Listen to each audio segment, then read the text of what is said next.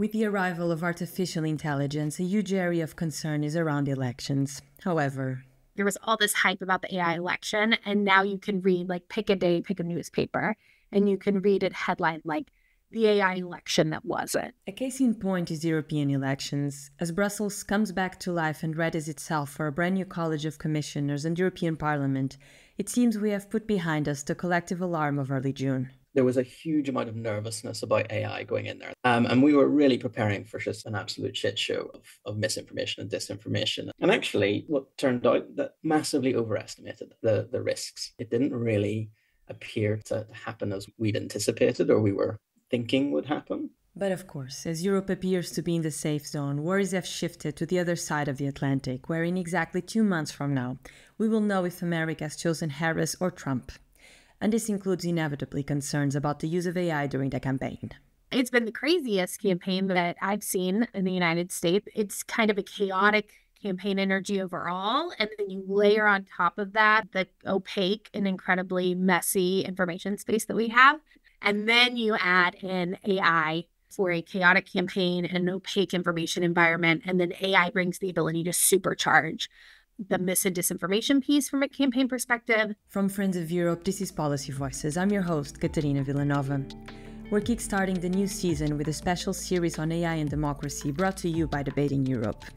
Over the next 6 weeks, I will be speaking with policymakers, academics, and civil society from both sides of the Atlantic on the intersection of artificial intelligence and democracy. In today's episode, we are unveiling the impact of AI in elections. Joining me on the show is Rachael Dean Wilson, Managing Director of the Alliance for Securing Democracy at the German Marshall Fund, and Joe Elborn, Executive Director of the Evans Foundation. Here's our conversation. Rachael, I want to start with you and your side of the Atlantic, as we are roughly a few months away from Election Day in the States. Could you set the scene for us and tell me what has been so far the role of artificial intelligence during the elections in the States? Absolutely. So first, thanks for having me.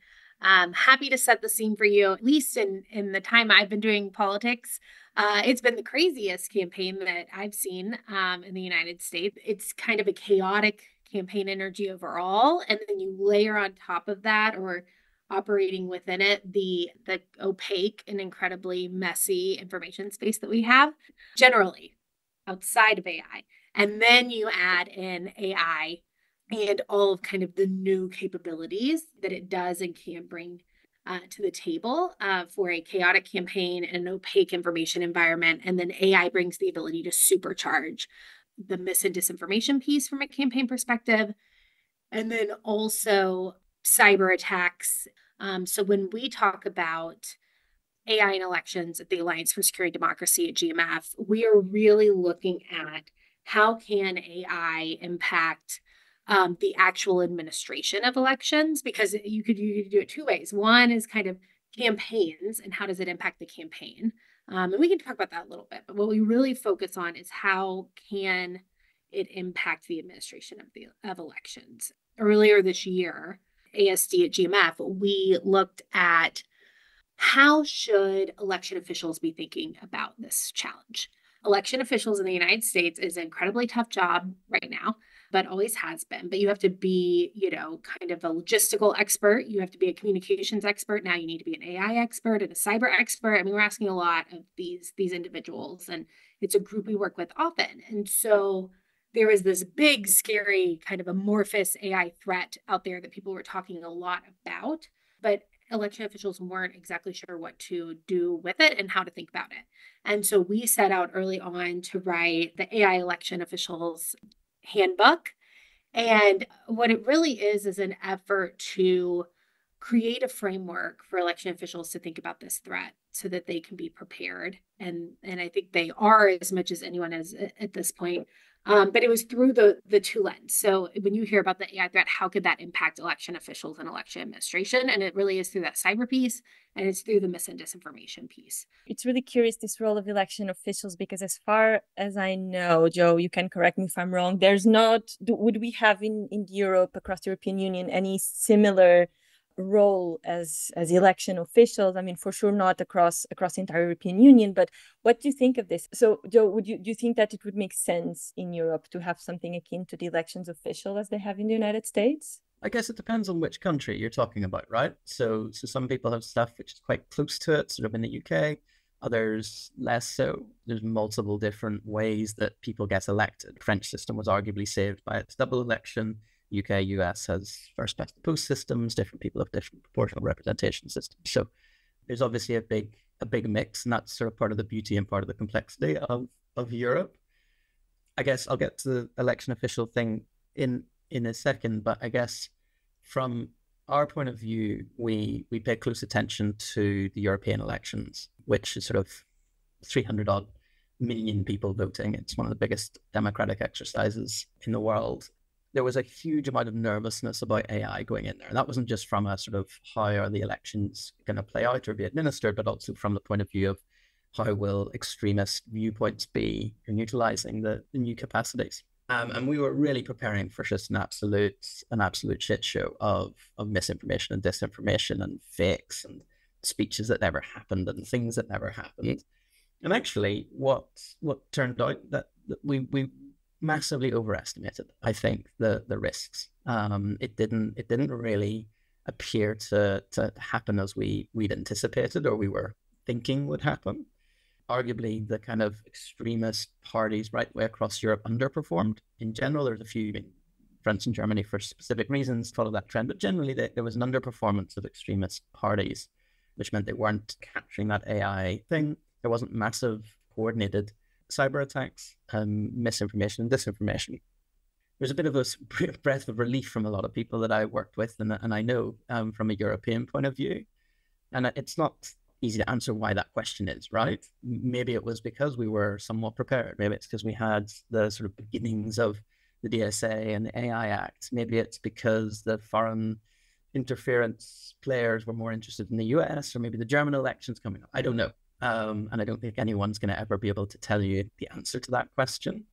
What I can say is that from what we thought was going to happen with the advent of AI versus what did happen, a lot of the stuff that we were super scared about, and I was probably in the same place that Rachael was a few months ago going, this is going to be a disaster.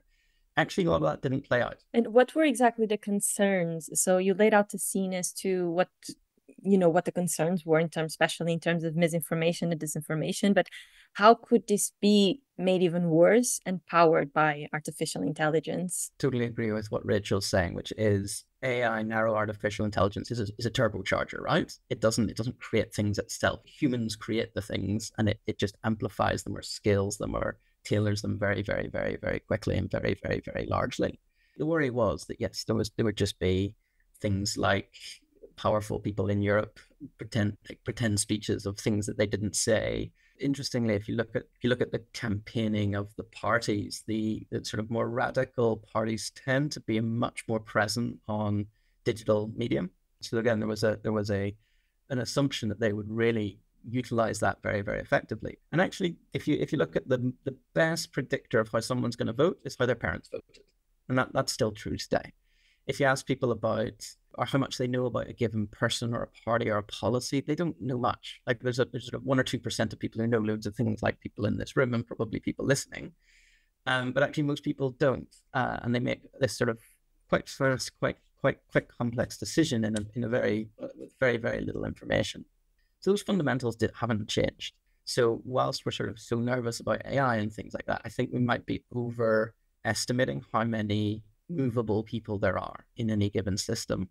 I think what Rachael was talking about, the administration of elections and things like that, whilst I'm not sure the direct effect of AI is huge and is ever going to be huge, it has some really big underlying characteristics which are worrying and it is troublesome. When you get lots of misinformation, disinformation, you start to challenge the concepts of truth. You start to sort of create polarization. You start to give people a feeling that the world is worse than it is. And we can dig into why that is. And especially, I'm assuming that the administration of elections is also pretty scary because you get a lot of nasty stuff happening to you when you're just trying to do a good thing for society. And those are really, really perverse and complex, difficult things to worry about. But it's not the kind of I'm going to sway your vote kind of thing. Exactly. We'll look into that later in the conversation. That Rachael, it's interesting what Joe was saying before, that it's true that in Europe we all sighed a very big sigh of relief in June when the far right wave in the end didn't materialize. So we already in Europe, we're already done with the big elections of Europe. Rachael, on your side, your big elections are still yet to come. But now that we are just a few months away, it's getting serious. In terms of concerns and challenges when it comes to the use of artificial intelligence in this political campaign specifically, would you say that the concerns and challenges are the same as Joe was laying out for us in Europe? Do you see any significant differences, or at the end of the day, the challenges are the same? There's a lot of overlap. I do want to be clear that we don't really look at election outcome as an indicator as far as if any kind of disinformation campaign or any kind of campaign was successful or not, because there are all sorts of actors employing these tools and tactics to their own ends. And that can be geopolitical ends, that can be power, that can be money. But there are all sorts of actors that are using these tools and tactics for different reasons. There was all this hype about the AI election, and now you can read, like, pick a day, pick a newspaper, and you can read a headline like the AI election that wasn't. And I get that because there was this fear around fake candidate-centric videos and that just making everything totally chaotic. And I think at least in the United States and on the presidential level, you have an environment in which, like, they're not going to get away with that much. Like, people are going to call that out very quickly when AI is used. The media really is acting as a watchdog on that front. Now, where I think that type of AI generated content could be really problematic on a campaign front is down ballot, where you don't have the same media interest that you do on the presidential level. But going back to, like, election administration, what I think is really important for your European listeners to just, like, take in is how under attack our election system is. And so there is this question of trust in our elections. After 2020, I'm sure you all watched with what happened as far as false claims of a rigged election. There was no widespread fraud that changed the outcome of the election. That has been audited. It can be audited no more, almost, where President Trump continues to talk about a rigged election in a way that continues to sow doubt and really up the ante around kind of the whole process of voting and administering elections. And so where I am concerned is operations that are really specific to really specific swing states that are created to cause chaos. Is that someone, and in like a very practical way, you get a call from an AI generated voice that is familiar to you as authority in your community saying polling stations have moved, or there's been some kind of fire here, so we have to do something different that really messes with, like, your plan to vote. And so I think causing chaos in those very specific ways and very specific target states and very specific communities is where my head goes. No one wants to live in my head, but so hopefully that's completely overblown. But it's important to kind of think through and prep the community and community leaders about that so that we're all using extra caution. I do want to go back to something that we were discussing before, as we already starting to talk about the how. So how specifically can artificial intelligence be used in this context of electoral campaigns? And I want to ask you both, maybe Rachael, I'll start with you. So from the American perspective, when we're talking about the uses of artificial intelligence in electoral campaigns, are we talking about foreign actors interfering in elections? Are we talking about domestic actors interfering in elections? So who's using it and how? And of course, here, assuming that with not the best intentions. We're talking about both foreign and domestic actors. ASD at GMF looks at foreign interference more closely. That's kind of our bread and butter. So we are watching, namely Russia, China, Iran, and how they're looking to interfere. I would say specifically, what do those tools and tactics look like? On the cyber side, it's more specific phishing emails. I mean, phishing emails are still the way you get in. And so it's more like better tailored, more specific phishing emails. You can do a larger volume. You can hit more targets. So that's kind of the cyber piece. And you saw there was the Iran hack of the Trump campaign here in the United States just a few weeks ago. And that was confirmed by the US government that Iran was the actor there. It just goes to show you that there's not like one goal with all the actors. But one of the positive things from that hack is that it wasn't reported on in the same way we saw in 2016 when Russia hacked the Clinton campaign. And it was just news cycle after news cycle after news cycle of emails and content. So there is some learning happening from the media side. On the mis and disinformation side, I'll tell you a little bit about a tool that we just developed called the Information Laundromat, little plug. You can use it to kind of scrape websites for content similarities and metadata similarities. In our first report, we used this to look at RT. And if RT content was appearing elsewhere, not on RT official sites. And spoiler alert, it was. There were over 400 sites that were using RT content, sometimes explicitly, and sometimes, you didn't know where it was coming from. So we were able to pull up all the places that was appearing. Some of them made a little bit of sense. Some of them, it was a little more interesting. That was, we would have like manstuffnews.com. Where it would be grilling and dad tips, and then it was like war in Ukraine tab. And so it's really kind of trying to draw people in from different places. There were some spirituality, like kind of yoga sites that had a similar setup. But so looking at where that information is appearing. And you could see that in order to pick up probably by search engines, there have been some keywords that have been changed in the content, but the bulk of the article was the same.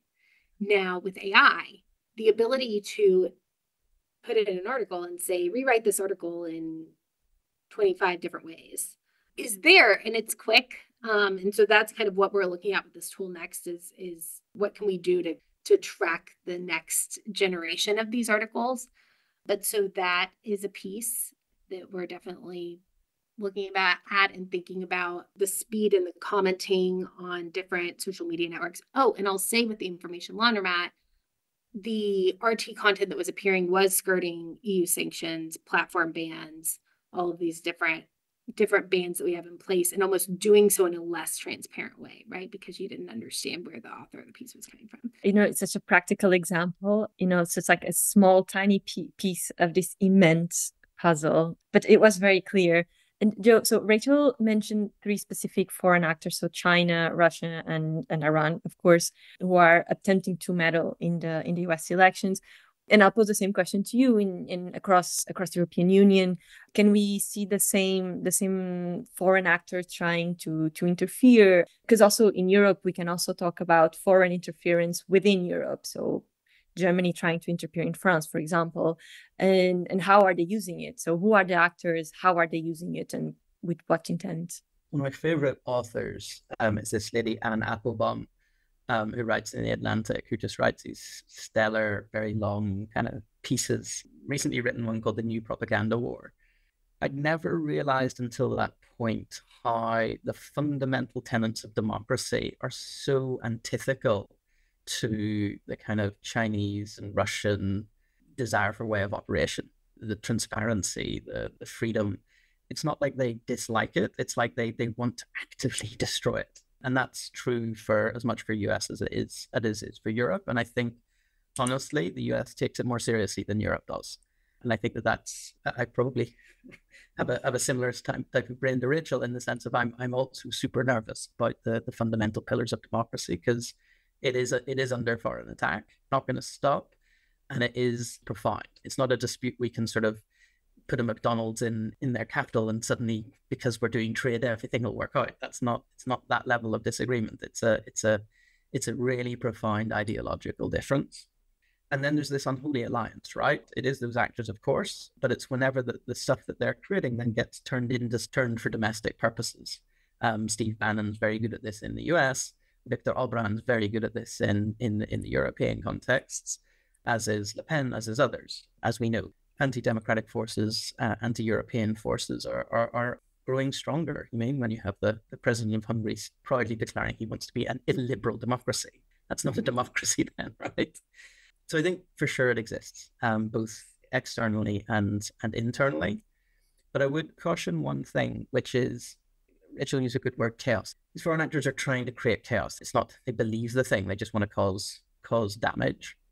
And one of the things that we have to be conscious of is that from just a big meta system point of view, we've let quite a few things get so unbalanced that it's kind of the recipe for chaos. It's easy to create chaos when people are uncertain, when people are angry, when people don't have security. And that comes really down to domestic policy. If people don't have a secure job, if people aren't sure they're going to have a roof over their heads. If you look at food bank usage, for example, it's rocketing across Europe. And these are people who are often in jobs who just can't afford food. Now, it's a much easier task for a foreign malign actor to take that anger and take that uncertainty, take that frustration and channel it at something, be it immigrants, be it something else. And there's a lot of really hard, big structural work, I think, that we need to do as societies to solve a lot of that stuff. In the US, I mean, you can take the example of healthcare, which is just baffles most Europeans that you're the richest economy, and yet you guys can't walk into hospital and go, I'm ill, please help me, without paying lots of money. And so like these kinds of things need to be fixed first and foremost. And like if you're really going to solve foreign interference, yes, you need to have defenses, you need to be cognizant, you need to do these things, but there's also a whole lot of internal basic stuff that we need to do as societies as well. And I think we've got to be cognizant of that. Having AI boogeymen and Russian boogeymen all over the place doesn't help. There's things that we can do to make our societies better and much more just resilient to this stuff.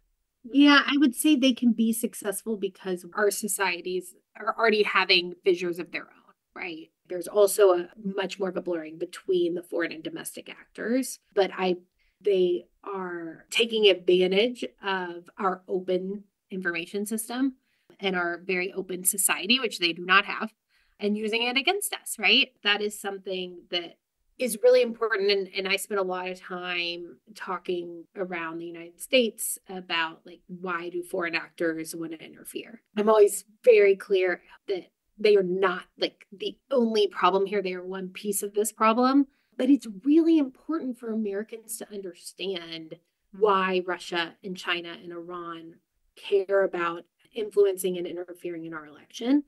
And it's because of all the reasons, many of the reasons Joe talked about, but like that comparative advantage.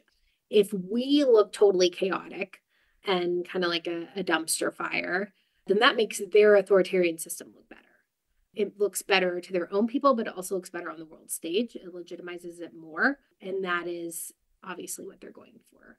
The truth is they were very interested in getting in at a very local level and a very specific level and interfering in small ways that make big impacts. And so that's why we spend a lot of time talking to different communities around the country, because it's not just at the federal level. Like this is not just a big national security problem that we can deal with in Washington. It's something that really hits home.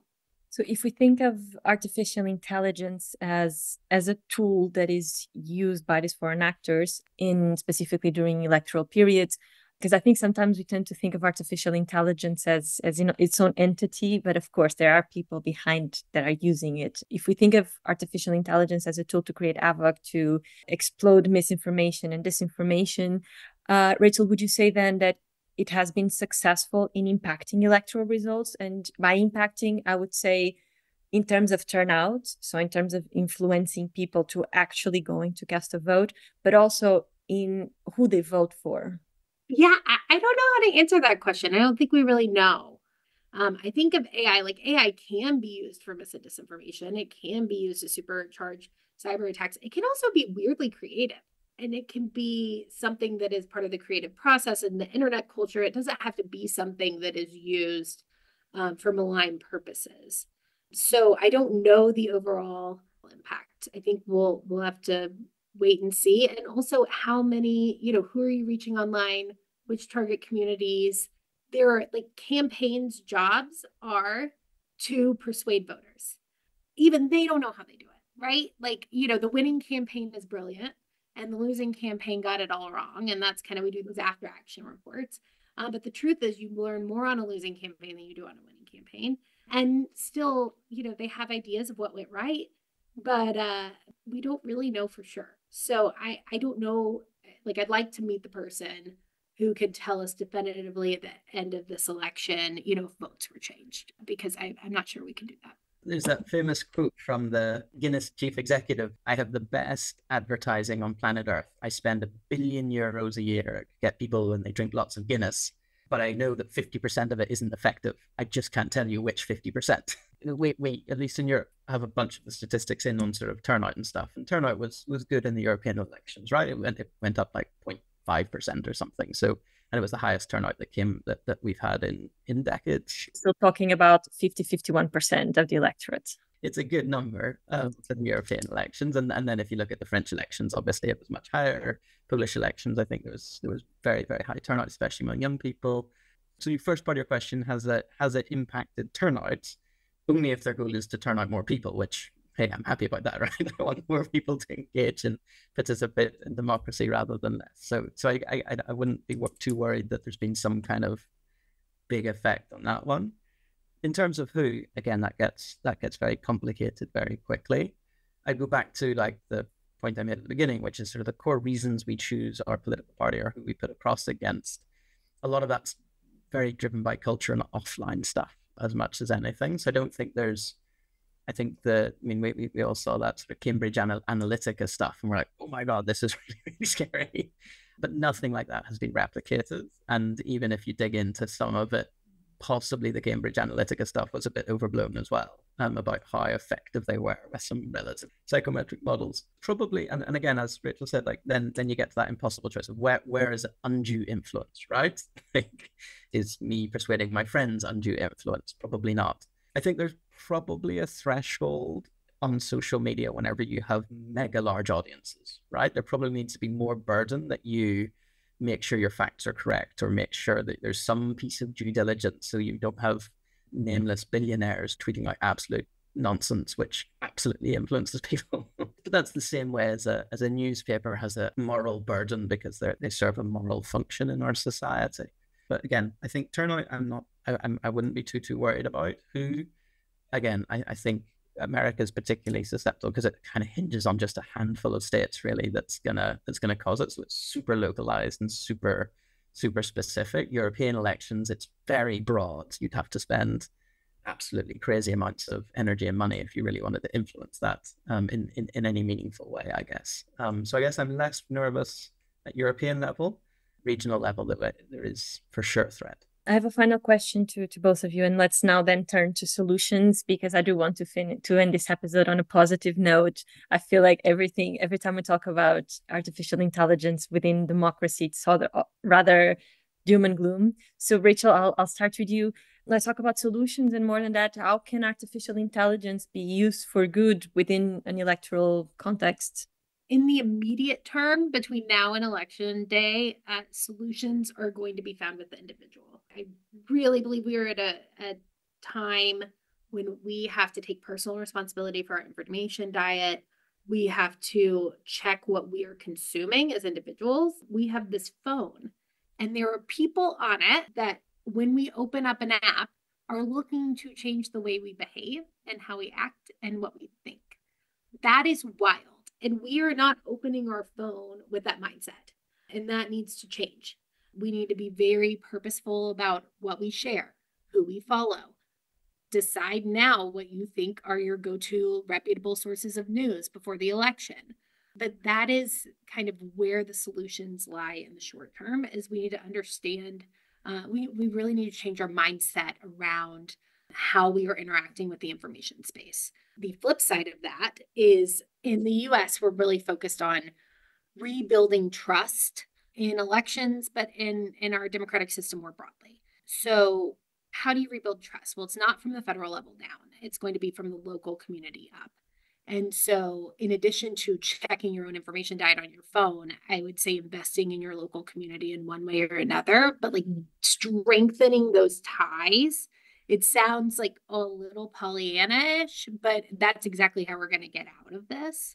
And it's something I've tried to personally do with like my kids' school, and I'm making an effort to be more involved and more present and engaged in that community, when it would be really easy to do my job and raise my kids and do other things. But I talk about this stuff all day, and like that is where I think we're going to make the difference. So in some ways, it's almost unsatisfying to say it's on the individual, but like also it is on the individual. Like it's our problem. So we have to make moves to take care of it and fix it.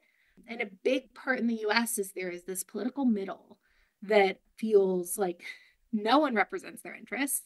There are kind of two extremes taking over parties. I think that might have been a little jumbled with the Harris switch at the top of the Democratic ticket, but it's still broadly speaking that these two parties are getting more and more extreme. And the easy thing to do, because we're busy and we have other priorities, is to just disengage. When in fact, we need those people in the political middle even more to engage. And so I will get off my soapbox, but it is absolutely on us to figure out a solution, and policy solutions can help and leaders can help, but like take care of your own community first and take that rebuilding seriously. And I think federal will follow from there. I love that because it's attainable, and especially when you're dealing with issues that are so much bigger than ourselves, it's great to have a solution that I can start doing as soon as I finish listening to this podcast. We can do it today. Yeah, I love it. That's a great call to action. Let's turn to Joe for final words for today's episode. Solutions in Europe, we can start taking a much longer vision, longer term approach. We don't have elections in 2 months. So what would be solutions in Europe, and how can artificial intelligence be used for good? I'm gonna get on exactly the same soapbox and add another one. I couldn't agree more. If you look at who voted extreme, okay, there's this misperception that it's because of money. Rich people do this and poor people do that. But the numbers don't actually tell us this. What's much more closely correlated is sense of community. So where there was strong senses of community, people tended to vote more moderately. And when there was a lack of community, they tended to vote more radical. Again, correlation, not causation, but it's a much stronger linkage than one would imagine. So I think that sense of community is absolutely critical. It's also about depolarization, right? We actually as humans agree on a lot of things, quite a lot of things, much more than you would think if you were listening to the political discourse. And whenever you meet other people who are Republican but believe that women should have the right to make their own decisions about their body, which most of them do, it's a very powerful thing, and that can only happen in community settings. That can only happen when you mix with others. We don't need to get into then how you meet an immigrant, or you meet a person of a different race or a different color or a different religion, and they find out they're just normal like you. That's a profoundly powerful and important thing. And then when you see that piece of disinformation or misinformation, you're a little bit inoculated to it. The thing I would add, I do think there is a huge responsibility for the corporations. One of the more powerful things I think we can do is to ensure that businesses absolutely optimize for some business stuff, but also have optimization for social good. So let me give you sort of a practical example of that. So there's one of the most powerful pieces, and what Rachael was saying is important, is what we would call recommender algorithms, right? So you're scrolling through something, and the next piece of whatever it's served to you is dictated by a recommender algorithm. Google has sort of 7 or 8 really powerful algorithms which dictate what you get your search results. Facebook has lots, which is what your next piece of the feed is. That's your information environment. And at the moment, that's just optimized for maximum amount of screen time. And the problem with that is that bad news, harmful news, nasty news is about 2.5 times more transmissible and sticky. I don't think they set out to do it. It's just a kind of unintended consequence of the thing that they're trying to do, is that they've optimized to spread stuff which makes society feel crap, harm, awful things, bad things, nasty things, scandal stories. And so we think there's way more of this stuff than there is, because we've got very cramped brains, really, which are optimized to run away from bears and lions. And so we overvalue negative stimuli, negative input. But it would be totally possible to ensure that the corporations also optimize for social good metrics. Simple example, every time you serve a piece of left-wing type news, you serve a piece of right-wing type news afterwards. It gives a bit of balance. There's 100 other ways that you could imagine that you could do these things, and they are technically possible. But what we need is the strength and the incentivization for the companies to optimize their algorithms for social good and commercial success. And those don't have to be intention, that there can be an and in there. That would be sort of my additional piece. And then the only other thing, which I was a bit sad that Europe didn't do, but I think it's also really healthy to have a 2-week break around elections where targeting gets turned off. And you can just go, okay, for the 2 weeks beforehand, just like in real life, where you're not allowed to do campaigns a few days before elections, you can't go and harass people because they want to have time to digest the information. I think that is also another sensible, easy enough step, which isn't too heavy to put around elections as well. So community, absolutely. I think we need to focus on corporate responsibility.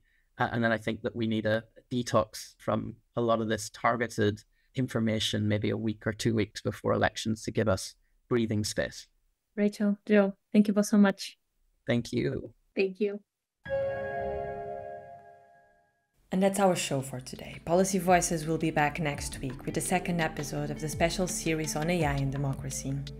I will be joined by Erica Steele-Van Alsten, Chief Executive of Reimagine Europe, and Olivia Gabellin, Founder and CEO of Ethical Intelligence, to discuss how can democratic principles be preserved in the AI era. I'm Catarina Vila Nova, and I'll be with you again next week. Until then, don't forget to subscribe to Friends of Europe's podcast wherever you're listening to this now, to be notified as soon as the next episode becomes available.